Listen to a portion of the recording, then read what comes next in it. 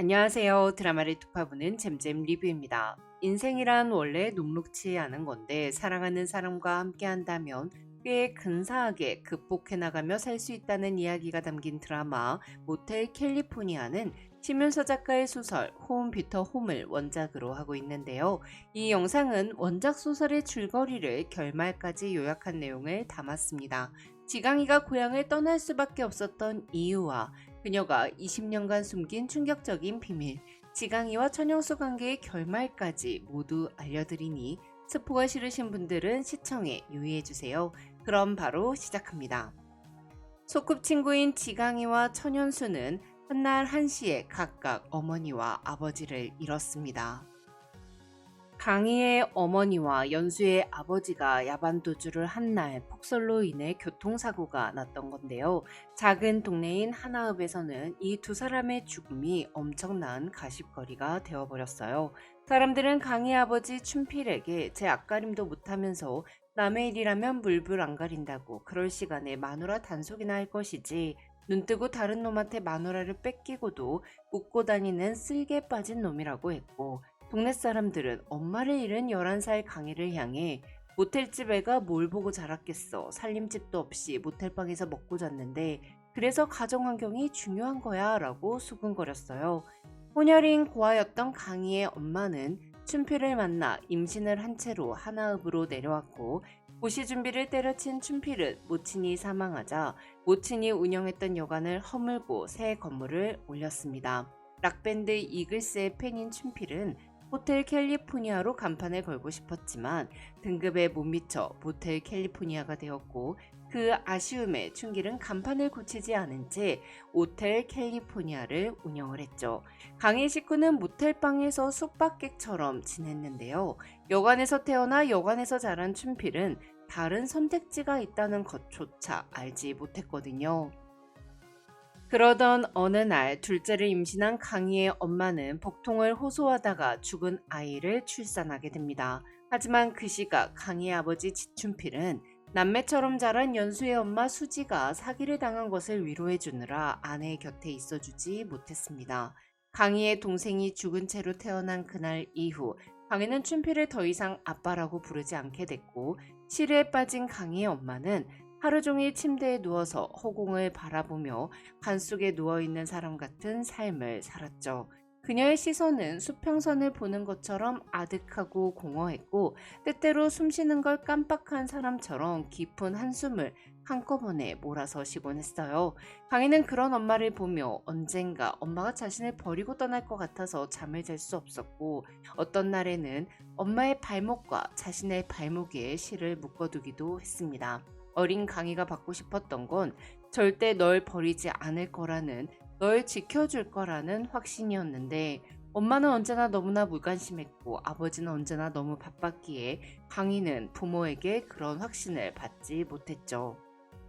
강희는 그런 결핍을 연수에게서 보충받았습니다. 강희 어머니가 유일하게 자신을 위로해준 연수 아버지와 바람이 나 집을 나가 사망한 이후 강희는 통통함을 넘어 뚱뚱했던 연수가 긴 속눈썹 사이로 자신을 바라봐주면 뾰족한 마음이 조금은 유순해졌고, 연수가 따뜻한 손으로 강희의 손을 잡아줄 때면 강희는 얼어있던 마음이 녹는 듯한 기분을 느꼈어요. 한편 연수는 지강이만의 법칙대로 살아가는 강희가 좋았습니다. 혼혈인 엄마에게서 태어난 쿼터이자 모텔집 딸인 강희는 아주 어려서부터 편견들과 싸워야 했고, 못된 애는 아니었지만 어른들이 원하는 착한 아이가 되진 않았어요. 하지만 연수는 강희가 부당한 일을 겪는 친구들을 돕고 빌런들을 응징하는 모습이 멋지다고 생각했죠. 눈물을 흘리는 대신 복수를 택하고 반드시 자신의 기준에 합당한 응징을 해야만 두 발을 뻗고 편히 자는 얼룩말을 누리는 암사자처럼 집요한 강희가 연수는 좋았습니다. 그렇게 19살까지 함께한 두 사람은 강희가 하나읍을 떠나 서울로 가겠다는 결심을 하며 헤어지게 되는데요. 연수는 몸이 오그라드는 병에 걸린 할아버지를 홀로 두고서 하나읍을 떠날 수 없었기에 서울이 아닌 하나읍에서 통학할 수 있는 대학에 진학하기로 결정했어요. 떠난다는 말을 단물 빠진 껌처럼 쉽게 내뱉는 듯한 강희의 목소리에 연수는 순간 울컥했습니다. 천연수 잘 살아 라는 강희의 목소리는 무심하고 건조했죠. 하지만 강희의 눈은 분명 슬퍼 보였는데요. 두 사람의 시선이 맞닿았을 때 강희는 조용히 연수의 이름을 부르며 나랑 잘래? 너의 처음이 나였으면 좋겠어 라고 말합니다. 호기심도 반항심도 아니고 제일 순수한 처음을 공유하고 싶었거든요. 하지만 연수는 그저 강희의 작은 몸을 오랫동안 안아주었고 강희는 차가운 입술을 연수의 입술에 갖다 대며 살 빼지 말고 다른 사람 앞에선 안경도 벗지 말고 눈웃음 치지도 말라고 경고 아닌 경고를 합니다.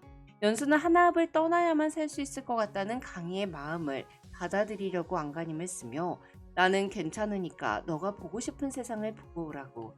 나는 너의 결정을 존중하며 언제까지나 이곳에 그대로 있겠다고. 그저 내 처음은 너니까 그게 언제든 기다리겠다라는 말을 삼키며 강희를 떠나 보냅니다. 그렇게 20살의 첫날 연수는 빈 깡통처럼 텅텅 비어버린 채 하나읍에 홀로 남았습니다. 한편 강희는 방이 32개나 되는 모텔에 살면서도 단 한 번도 모텔 캘리포니아가 내 집이라고 생각하지 않았는데요. 강희에게 필요한 건 모텔 캘리포니아가 아니라 나만의 집이었어요. 그래서 강희는 내 집을 직접 짓겠다는 꿈을 안고 인테리어 디자이너가 되기로 결심하는데요.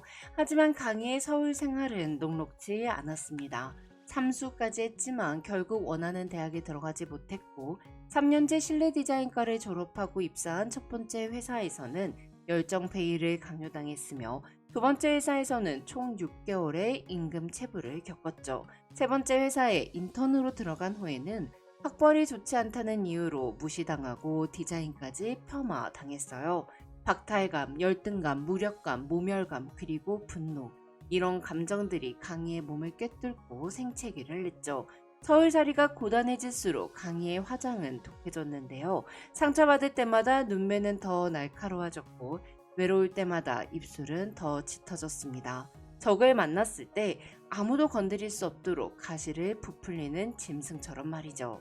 세 번째 회사에서 정규직 전환에 실패한 날 강희는 회사 화장실에서 황정구를 만나는데요. 황정구는 처음 본 강희에게 스모키 메이크업이 너무 잘 어울리지만 지금 그쪽은 너무 강강강이라는 말을 남기며 자신의 클러치백에서 옅은 핑크빛이 도는 베이지색 립스틱을 꺼내 강희에게 내밀었습니다. 황정구가 나간 후 강희는 멍하니 세면대 위에 립스틱을 바라보다가 거울 속 검은 연기에 그을린 듯한 자신의 얼굴을 냉정하게 바라보고 황정구가 주고 간 립스틱을 발랐죠. 베이지색 립스틱을 바른 강희의 얼굴은 상처 따위 하나도 받지 않은 도도한 얼굴을 넘어 상처를 극복한 얼굴이었어요. 그렇게 강희는 립스틱 덕분에 끝까지 무례했던 세 번째 회사를 그만두면서도 자연스러운 미소를 지을 수 있었죠. 하지만 서울만 오면 하나음만 떠나면 새로운 인생이 펼쳐질 거라 패기충만했던 지강이는 29살 11월에 또다시 백수가 되었습니다. 한편 북아메리카 원주민인 아라파오족은 11월을 모두 다 사라진 것은 아닌 달이라고 불렀는데요. 그해 11월 연수의 할아버지가 사망하면서 연수와 강희는 재회하게 됩니다. 20살과 21살 연수는 해맑은 얼굴로 강희를 찾아왔었고 녹록지 않은 서울 생활을 버티느라 자존감이 바닥을 쳤던 강희는 초라하고 한심해 보이는 자신의 모습을 연수에게 보여주기 싫어서 이렇게 불쑥불쑥 찾아오지 말라며 화를 냈었기에 강희는 연수의 할아버지 장례식에서 7년 만에 연수를 만나게 됩니다. 공중방역 수의사가 된 연수는 골든 리트리버처럼 커다랗고 말랑말랑했던 소년이 아니라 안경을 벗고 살을 빼 요사스러운 남자가 되어 있었습니다. 한편 강희는 장례식장에서 마을 사람들의 수군거리는 소리를 참지 못하고 쌈박질을 했고 그렇게 장례식을 빠져나와 첫 차를 타고 서울로 돌아오는데요. 방귀를 뀌어도 똥을 쌌다는 소문이 나는 빌어먹을 하나읍에 다시는 오지 않겠다고 혈서를 쓰듯 다짐하면서요. 그리고 한 달 후 크리스마스 날 저녁 연수와 강희는 다시 만나게 됩니다. 강희가 하나읍을 떠난 이후 춘길은 매년 크리스마스에 서울에 있는 호텔에서 딸과 함께 식사를 했습니다. 그런데 이번 해에는 춘길이 다리를 다쳤다는 핑계로 연수를 대신 올려보낸 거였죠. 하지만 10년의 공백이 두 사람 사이에 불편하게 맴돌았어요. 진심을 담은 말은 허공을 맴돌며 나오지 않았죠. 강희는 연수의 삶을 버티게 해주는 판타지였는데요. 할아버지의 병간호를 하고 사기를 당한 엄마의 빚을 갚느라 병원 건물을 넘겨야 했던 순간에도 연수는 저 푸른 초원 위에 강희가 그린 것과 같은 집을 짓고 함께 늙어가는 삶을 꿈꾸었어요. 하지만 연수는 보증금도 없는 모텔 캘리포니아의 장기 투숙객이었으니 얄짤없는 현실은 연수를 삼켜버렸죠. 그럼에도 불구하고 연수는 강희와 이대로 헤어질 순 없었습니다. 식사가 끝난 후 연수는 강희에게 객실에 올라와 샴페인 한잔하고 가라고 용기를 내는데요. 연수는 강희에게 부모님들의 일은 우리 잘못이 아니었고 죄를 지은 것도 아닌데 왜 너가 죄 지은 사람처럼 도망치는 거냐며 지긋지긋한 소문과 눈길, 손가락질 이런 것들을 피하지 말자고 말합니다. 하지만 강희는 나한테 강요하지 말고 너나 그렇게 살라며 넌 살만하지만 난 도저히 살 수 없는 거 그게 우리의 차이라고 말하고 호텔을 나오는데요. 그렇게 두 사람은 또 헤어지게 됐습니다. 강희는 호텔에 연수만 남겨두고 오면서 소중한 것을 유기해버린 것 같다는 생각을 했으나 돌아가지 않았고요. 이후 연수는 하나읍의 병원을 개업했고 강희는 화장실에서 만났던 황정구에게 능력을 인정받아 그녀의 회사에 입사를 했습니다.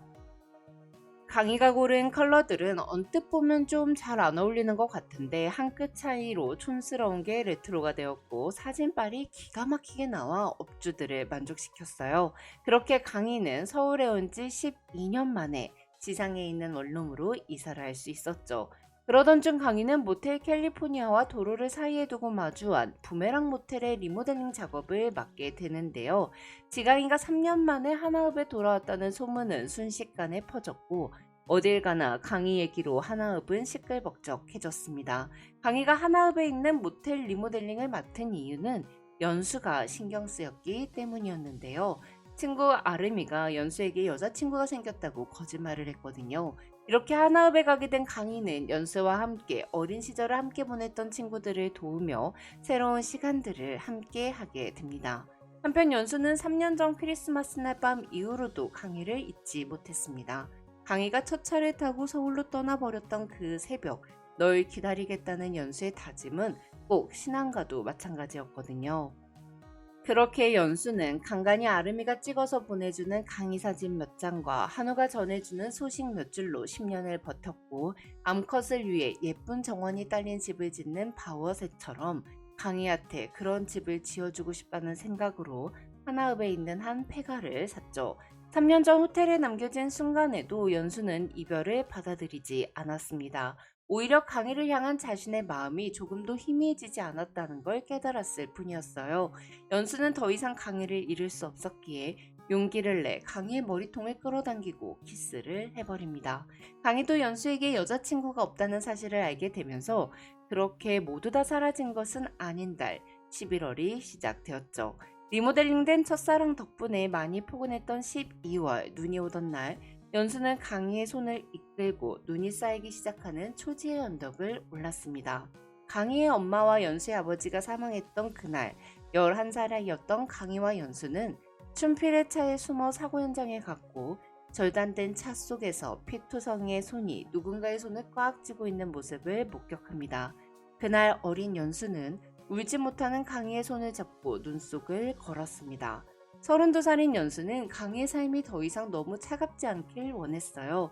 언덕의 정상까지 올라온 연수는 강희를 와락 끌어안으며 살다가 너무 힘들고 춥다고 느껴질 때 나는 잊어도 이 순간 너가 따뜻했던 순간만큼은 꼭 기억하라고 말하죠. 한편 강희는 춘필이 천립섬암에 걸렸다는 사실을 알게 되고 춘필은 모텔을 팔고 호수가 내려다 보이는 언덕에 암 환자 전문 요양원을 세울 결심을 합니다. 사실 강희는 춘필을 평생 보지 않고도 살 수 있다고 생각했습니다. 춘필은 춘필의 인생을 살고 지강이는 지강이의 인생을 살면 된다고 생각했죠. 하지만 아버지가 갑자기 사라질지도 모른다는 생각을 하자 막막함에 가까운 두려움을 느꼈고 춘필이 암에 걸린 게 꼭 자신 때문인 것 같았어요. 슬퍼해야 할 때 울기보다 화를 냈던 강희는 이번에도 울어야 할 순간에 울지 못했습니다.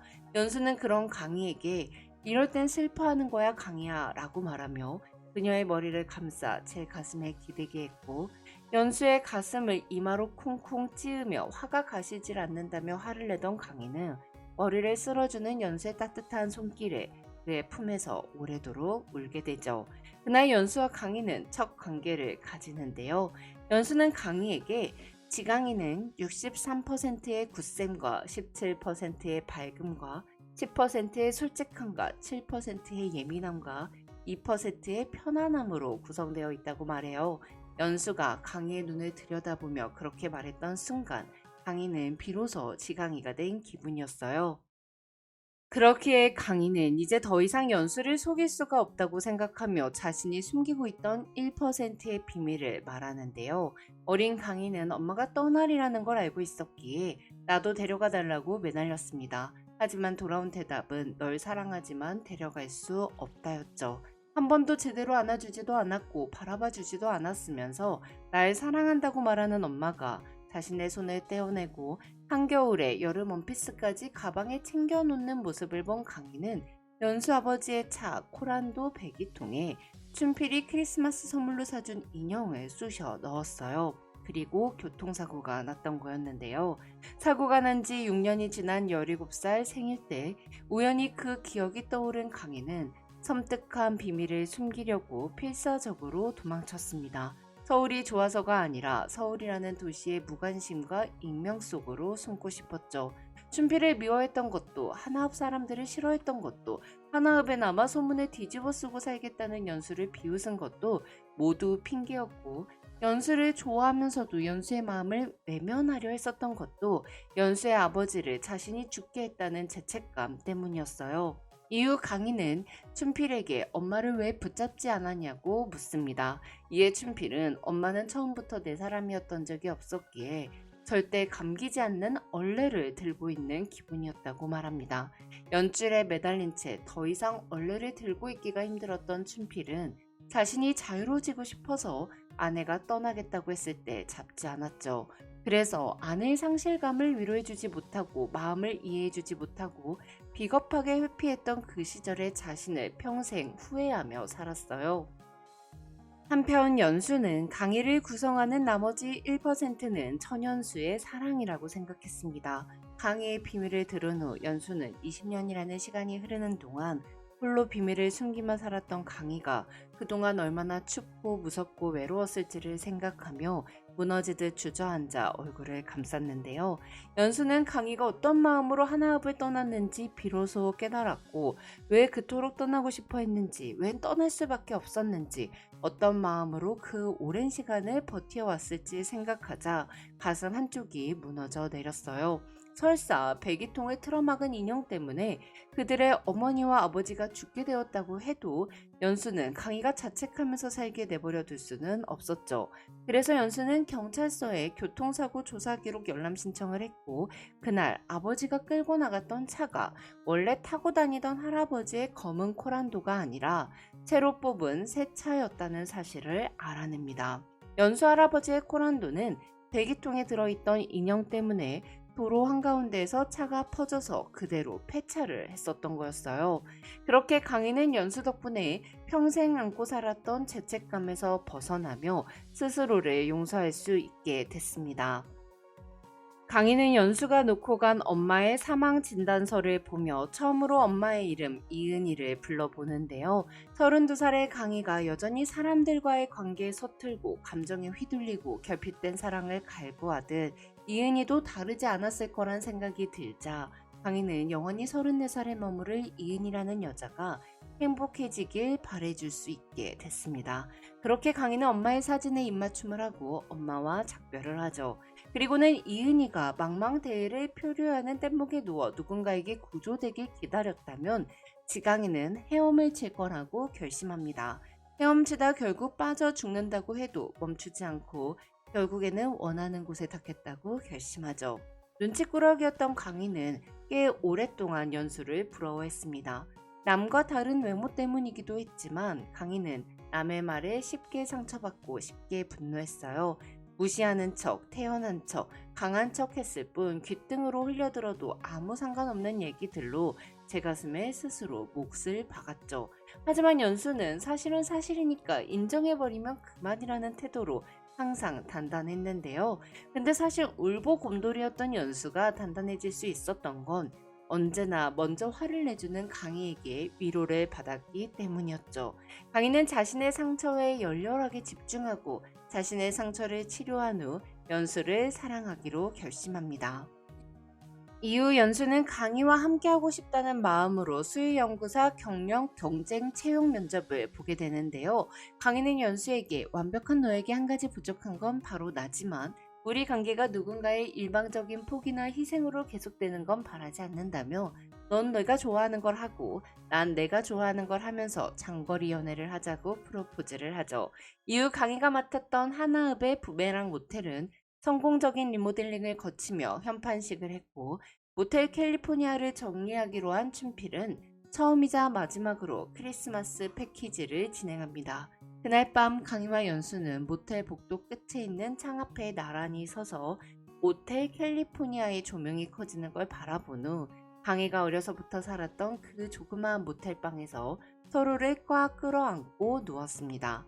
그렇게 강희의 그 조그마한 방은 처음으로 달콤해졌죠. 지금까지 잼잼 리뷰였습니다. 감사합니다.